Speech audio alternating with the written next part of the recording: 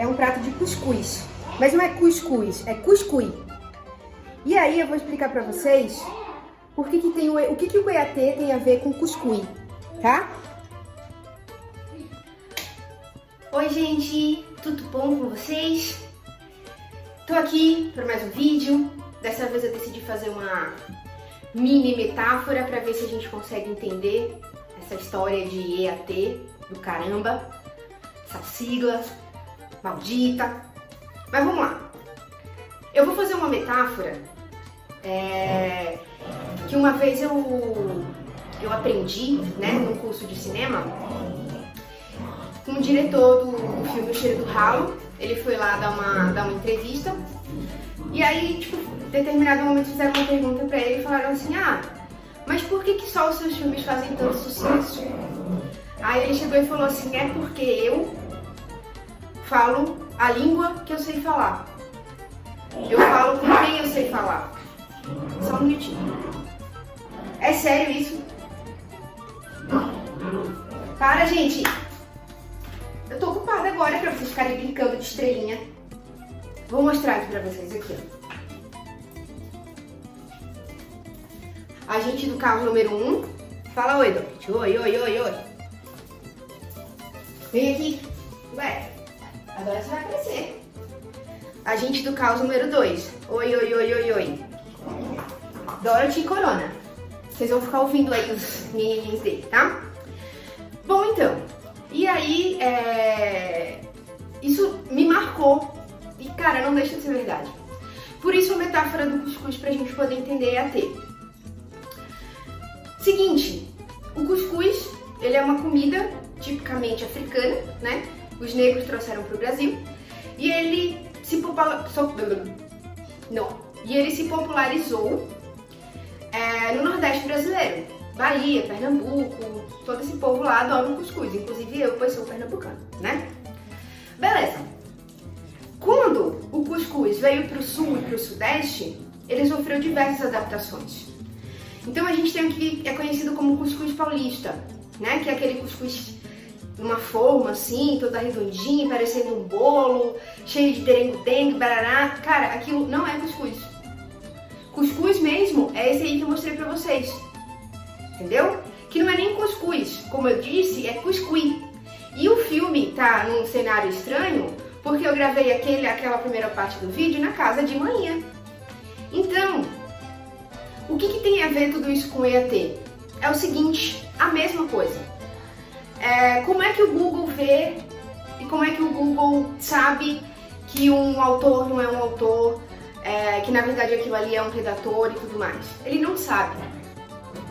E é justamente por isso que ele tem lançado nos últimos tempos tantas atualizações com relação a entender, a interpretar os textos.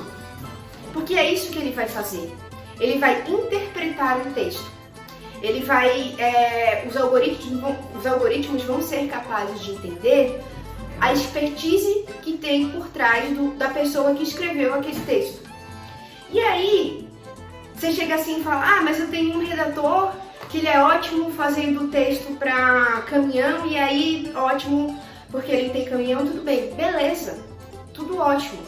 Mas até aí, quantos textos esse seu redator não faz para outros clientes? Porque a maneira de escrever, ela não vai mudar. O redator pode mudar palavras, ele pode mudar temas, porque ele vai escrever sobre diversas coisas, obviamente, isso sim.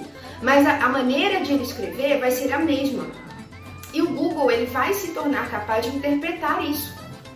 Então, ou a gente, não agora, tá? Mas no futuro, mais pra frente, ou a gente pega, por exemplo, um redator que se especializa em uma coisa só, ou a gente vai continuar sendo mais do mesmo.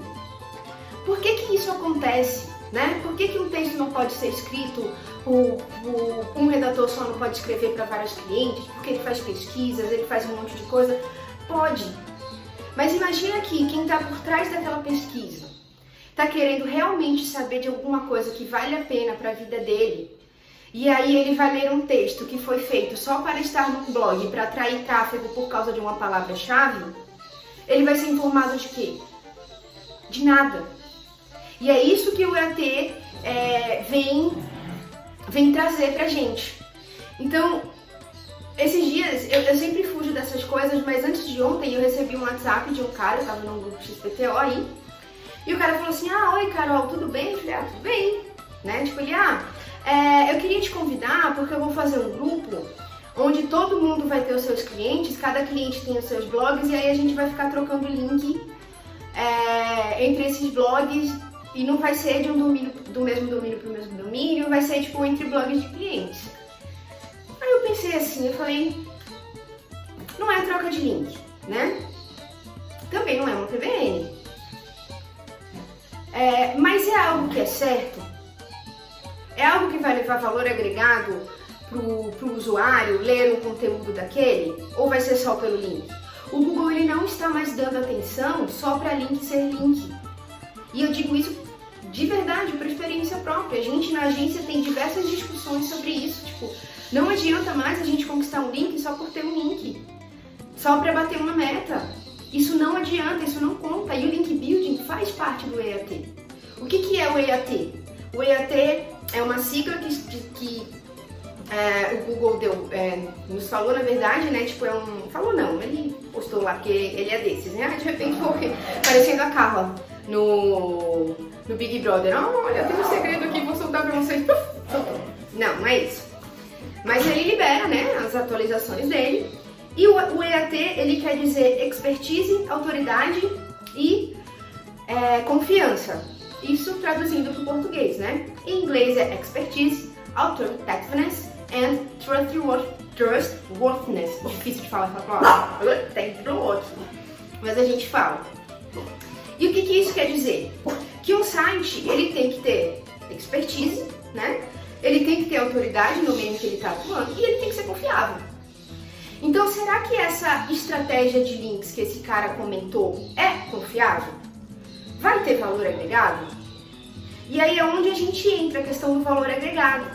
O EAT nada mais é do que agregar valor para o seu produto, para o seu serviço, para o seu site. E como é que você agrega valor dentro da internet? Como é que você faz esse universo girar, né? Então, prestem bastante atenção nisso. Não existe nenhum algoritmo ainda que valide ou desvalide o EAT ou o ENT.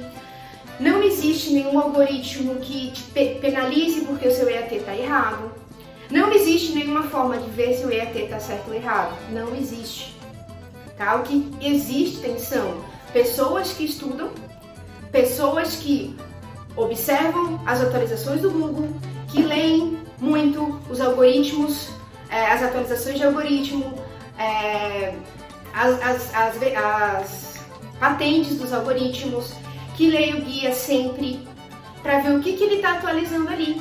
E o que ele diz no guia dele? E eu digo isso porque li, euzinha.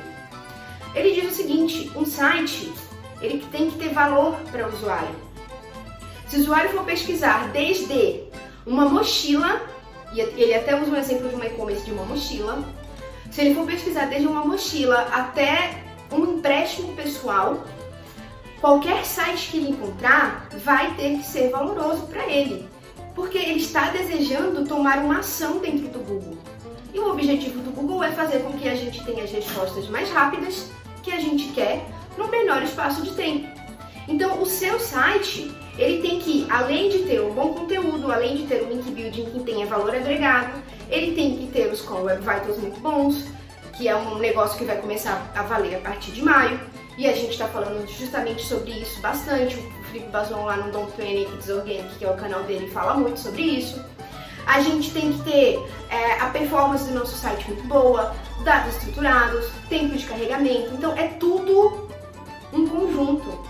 Não adianta eu falar assim, estou analisando esse site aqui e vi que ele não tem política de privacidade. Vai ter nota 0 no EAT, não vai ficar bom, vai ser penalizado. Cara, não. É interessante ter política de privacidade? É. Por quê? É porque tem que ter, porque senão vale o EAT. Não. O site tem que ter política de privacidade, porque se o usuário quiser comprar e ele for um daqueles usuários que busca e que pesquisa e que quer saber, ele vai buscar ler. E se não tiver, como é que ele vai confiar naquele site? E se o usuário não confia naquele site, como é que o Google pode confiar? Esse é o segredo. Não existe fórmula mágica, tá? E como eu disse, o cuscuz paulista é uma porcaria. Por que que é uma porcaria? Porque é o paulista quem faz. Não é o nordestino que bota a massinha lá, que deixa o tempo escoarando, que vai fazer na cuscuzeira maravilhosa. Não é. Então é diferente. É a mesma coisa do EAT, tá? Não, a gente não pode falar para um site que está vendendo semijoias, aí a gente pede para um redator que a gente achou num site XPTO, e aí escreve aqui sobre semijoias, sendo que o cara não sabe nem o que é a palavra. Que aquele cara vai fazer aquilo tão ruim, que no fim das contas não vai dar em nada, e você só vai ter gasto de dinheiro. E encher um board de Word de palavras não é escrever. Um texto tem que ter storytelling, um texto tem que ter um processo de começo, meio e fim, ele tem que resolver um problema, seja esse texto qual for, sobre qualquer palavra-chave ou qualquer tema que ele tiver, ele tem que resolver um problema. Se ele não resolver um problema, ele é um texto ruim. E texto que não converte, não existe. Tá? Só tá lá para indexar e para daqui a anos ter que fazer pruning, porque vai estar canibalizando tudo uma porcaria. Então, qual que é a máxima de tudo? Cuscuz mesmo é só o nordestino. Paulista inventou uma nova forma de fazer cuscuz? Inventou. Só quem gosta é paulista? Sim, só quem gosta é paulista. Eles gostam? Gostam. Mas tá certo? Não.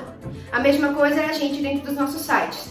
Ah, e a gente tem esse site aqui que tá falando sobre empréstimo pessoal? Tem. Então vamos contratar uma pessoa que entenda sobre isso para escrever. Porque aí ela vai escrever de uma maneira, né? Tipo, ela vai saber do que ela tá falando. Ah, não, mas vamos contratar aquela redatora ali que é mais barata. Ela vai saber fazer? Vai. Vai ficar bom? Não. Ela vai falar que tá ótimo? Vai. Quem contratou a redatora vai falar que tá bom também só pra não ficar por baixo? Vai. Mas vai tá bom? Não. A mesma coisa. Pior ainda é se você for dar uma de Fiuk e querer contratar um redator por R$10, que é o que muitos têm por aí. Não estou desmerecendo os redatores, tá? Estou desmerecendo quem nos contrata. Primeiro porque não dá valor. E segundo porque quer qualquer coisa, só pra dizer que tem. Aí você contrata qualquer redator por aí, paga R$10, R$20 pra ele num texto, e você tem uma farinha feita com farofa de cuscuz, né? Com o milho lá, o amido pra fazer o cuscuz. A farinha tá ruim? Tá. Todo mundo gostou? Não. Você gostou? Não. Então foi uma merda? Foi uma merda. A mesma coisa é o seu site. A mesma coisa é o EAT do seu site. Então, enquanto o Google não tem um algoritmo para isso, não seja relapso. Vá fazendo direitinho, vá fazendo com cuidado. Tenha carinho pelo seu site, porque é por meio dele que você vende, tá? Tanto donos de sites quanto clientes. Se você tiver clientes, é por meio deles que você também come. Então, cara, o EAT tá aí para mostrar pra gente que valor agregado é extremamente importante e que não adianta mais fazer um SEO meia boca, prestando atenção só em coisas que falam as ferramentas, sem se importar com valor agregado e interpretação. Lembre-se que nós somos seres humanos, tá bom? Até a próxima, até o próximo